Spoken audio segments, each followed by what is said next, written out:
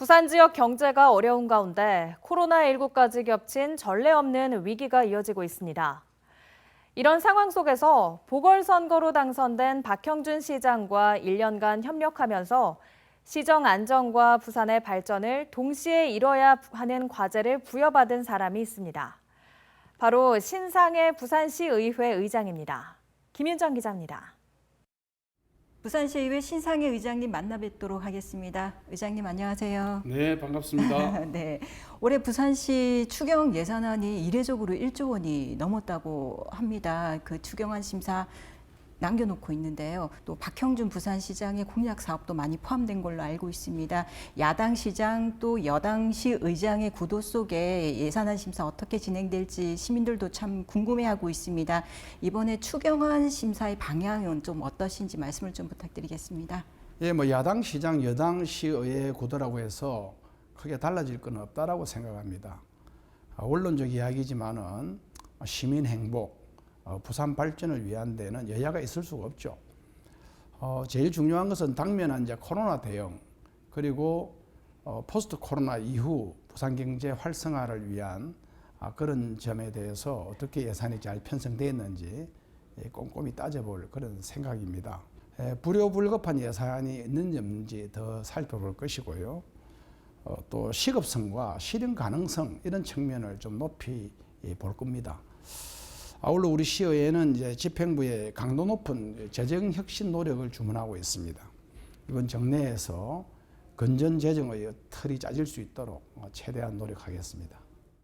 또 조직 개편안에 대한 시민사회의 반발이 좀 이어지고 있습니다. 시의원들조차도 그 상임위 활동과 관련이 있다 보니 재개편해야 된다는 목소리도 일고 있는데요. 어떻게 처리할지도 좀 궁금합니다. 조직 개편안은 시정의 밑그림을 그리면서 앞으로 시정이 나아갈 방향을 가늠한다 하는 그런 측면에서 관심이 매우 높죠. 그래서 저희들이 사전에 부산시와 다시 한 번 더 좀 바뀌고 달라져야 될 부분들을 사전에 조율을 하고 검토를 했고요. 개인적인 소신으로는 시민의 선택을 받은 시장이 나름대로 소신 있게 자기 정책을 추진해야 한다는 측면에서 크게 시비를 걸 생각은 없습니다. 하지만 결국 조직 개편이 시장 개인을 위한 것이 아니고 시민을 위한 제대로 된 어떤 조직 개편이 되었는지 하는 부분들은 꼼꼼히 점검해서 상호 보완책을 만들도록 그렇게 하겠습니다. 코로나 상황이 지속되고 있습니다. 지금 포스트 코로나 시대에 그 부산 경제 위기 극복 등 남은 과제들도 많은 걸로 알고 있는데요. 남은 임기 동안 또 어떻게 계획하고 계시는지 좀 말씀을 부탁드리겠습니다. 이제 임기가 한 1년 정도 남았고 앞으로 남아있는 과제가 가덕 신공항이 순조롭게 잘 진행될 수 있는 여러 가지 방안들을 찾아보고 또 함께 연계되어서 처리되고 있는 2030 엑스포도 그 준비에 차질이 없는지 만전을 기해 나가겠습니다. 또 그리고 지방자치법 개정으로 인해서 지방의회 위상이 많이 강화되었는데요.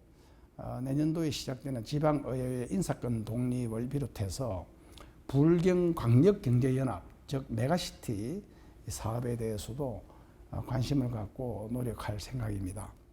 부산의 대표적인 황령산 스노우캐슬이라든가 이기대와 해운대를 잇는 케이블카 사업, 또 동물원 사업, 또 부산구치소 이전, 외국어대 또 부지 활용 방법 이런 부산의 큰 사업들이 그동안 표류되어 왔는데요. 이 부분 역시 시와 협의를 하면서 빠른 시간 내에 적정하게 처리될 수 있도록 그렇게 최선을 다할 각오입니다.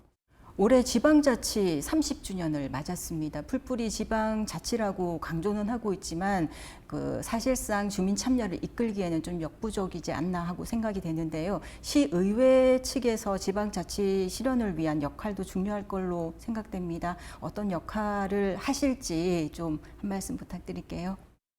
작년 연말에 개정된 지방자치법 전부 개정안을 보면은 주민 참여 제도를 좀 더 강화시키는 그런 방법으로 법이 만들어졌습니다. 예를 들면 조례 제정에 있어서 주민 발안제를 도입했습니다. 주민이 필요한 조례를 의회에 부탁을 해서 만들 수 있는 그런 주민 발안제가 만들어졌고요. 하지만 아직까지도 완전한 지방자치에 이르기까지는 조직 구성권이라든가 또는 뭐 예산 편성권이라든가 이런 것들은 아직 미흡하죠.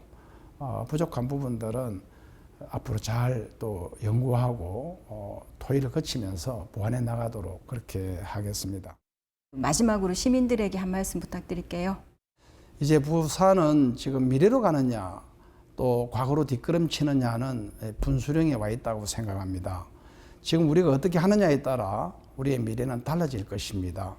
저희 시의회 위기를 기회로 바꾸는 그런 의회가 되도록 열심히 노력하겠습니다.